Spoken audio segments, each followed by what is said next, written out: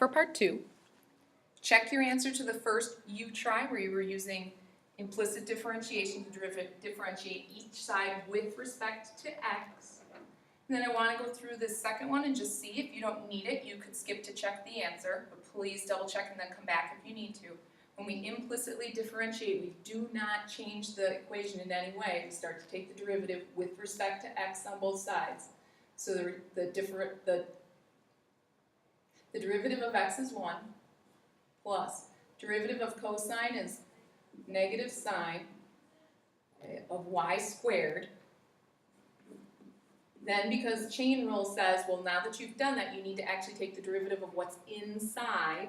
So the derivative of what's inside will be 2y, and then we need dy dx because we don't have the derivative of the y term. So as we chain that and take it down into smaller bits, we don't have the derivative of y in terms of x, so we need to leave that placeholder. On the other side, by product rule, we need to think about those, and they're pretty quick derivatives, and you end up doing this one quite often, so you'll see this more and more, but for product rule, it's derivative of the first one times the second function, plus derivative of the second function, which we're calling dy dx. I don't know the derivative of the y function in terms of x, times my first function.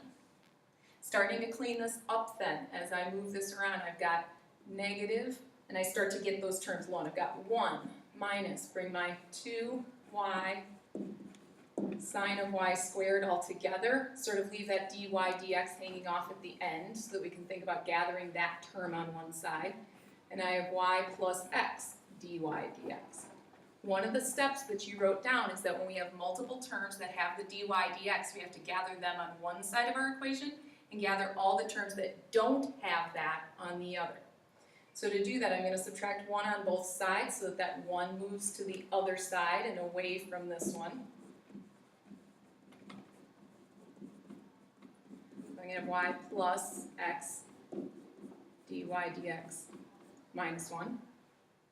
I need to move that y term, or that x dy dx, this term right here, so I'm going to subtract an x times the derivative of y on both sides. What I want is, I want terms that have that on one side so I can factor it out. So what I have on this side now is 2y sine of y squared times the derivative minus x, also multiplied by the dy dx, the derivative of y. And on this side I simply have a y minus 1. So when I go to get the derivative, I'm going to pull out that dy dx by factoring on this side. It's going to leave behind negative 2y sine of y squared minus x. Slow this down or pause it to keep up with the algebra. So the derivative with respect to x of that entire function is going to be the equation y minus 1 divided by negative 2y sine y squared minus x. Stop, go through it, even flag me over if you're in the classroom to see if I can help if you're lost on a step of that.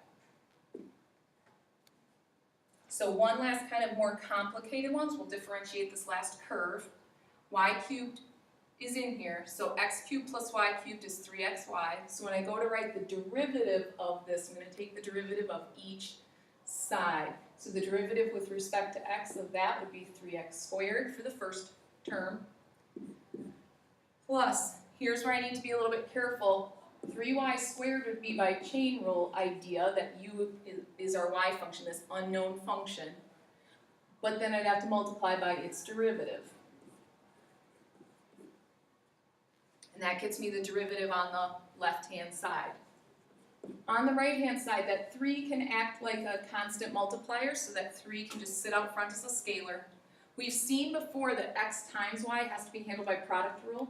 Derivative of the first times the second function plus derivative of the second function times the first. So on the left-hand side, we have 3x squared, everything we still had before. On the right-hand side, we've got 3y, when I distribute the 3, plus 3x dy dx. Just like last time, we'd like to isolate all the dy dx terms on one side and all the non-dy dx terms on the other side. So do some algebra and some moving around. I'm going to skip some of those so that we can check what you've got. I'm going to keep this one on this side. The other one would come over.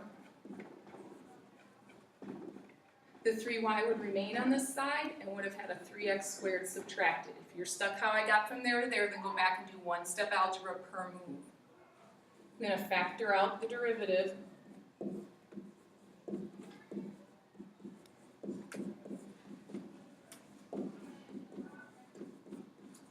And the right-hand side hasn't changed. To get dy dx alone then, I'm going to do some division.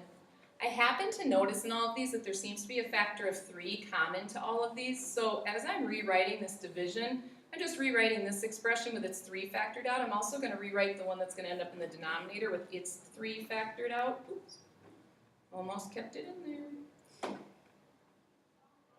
Minus an x. That way I can cancel the 3's right away and have a simplified derivative. My simplified derivative then is going to be y minus x squared all over y squared minus x. And the final thing is, I thought you could start it on a homework problem if that seemed like it would be helpful. You're going to get a bell here in a second, so you're going to ignore that when you hear it, because it's just the bell. I was doing this at school. When you start on these, and the assignment's listed right here, when you start on these in number 1, you've got 2 separate product rules to work with here. You want to be sure that you evaluate those correctly. So this is going to have to be done first by product rule. So number 1 for our derivative, it's going to be the derivative of the first one times the second function plus derivative of the first function times the second function. After that, I'm going to add to it, I've got to use product rule again here, derivative of the first function times the second plus derivative of the second function, which by chain rule 2y dy dx times my second function equals derivative of 6 is 0. Don't forget to take the derivative of that side. From here, start to gather all your terms so that you can eventually move everything over. I'm going to put up the final answer here. You work it through before you go to answer keys or anything and see if you can simplify it to the point where you get negative 2xy plus y squared for our final derivative over x squared plus 2xy. Call me over if you're having trouble. Good luck.